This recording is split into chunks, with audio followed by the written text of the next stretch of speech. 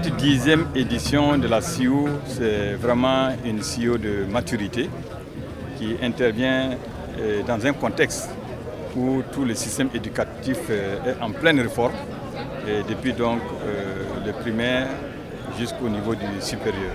Et quand nous nous référons donc au maillon supérieur, nous sommes dans un contexte de redéfinition des offres de formation, surtout au niveau des universités publiques ainsi que des écoles. Et cette réforme repose essentiellement sur d'abord la définition et le choix des filières prioritaires.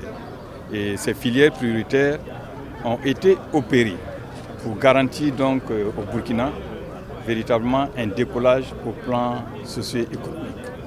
Mais naturellement, ces filières prioritaires sont adossées à une redéfinition des offres de formation au niveau des différentes universités, ce que nous appelons la carte universitaire, qui sera opérationnalisée au cours donc, de cette campagne d'orientation des nouveaux bacheliers. Donc c'est une instance où nous donnons toutes les informations aux nouveaux bacheliers, parce que vous savez que quand un enfant donc, obtient son baccalauréat, il y a beaucoup de questions qui taraudent son esprit. Donc notre rôle, c'est véritablement de lui donner toutes les informations, mais aussi de lui donner toutes les exigences que requièrent les différentes offres de formation afin que le bachelier et ses parents puissent opérer un choix suffisamment raisonné, mais aussi ambitieux, donc pour pouvoir garantir une réussite du parcours de cet enfant. Et cette CIO également intervient dans un contexte où vraiment il y a un arrimage entre l'enseignement supérieur et la formation professionnelle et technique.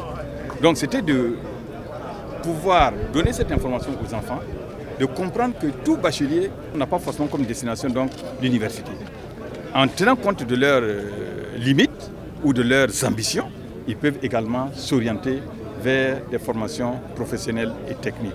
Donc vraiment c'était le lieu pour nous de donner toutes ces informations, mais bien sûr aussi donner les différentes conditions d'attribution des bourses, du FONER, des cités universitaires et j'en passe. Alors, en plus de cette CIO qui se tient aujourd'hui, je tiens à souligner qu'également dans les différentes régions, les universités et les centres universitaires ont été instruits pour pouvoir organiser également ces CIO afin de relayer ces informations au niveau des différentes régions. Je voudrais rassurer toute la population que les réformes engagées actuellement, et que ce soit au plan de la gouvernance, que ce soit au plan académique, ces institutions d'enseignement supérieur et de recherche sont à même de garantir une formation de qualité.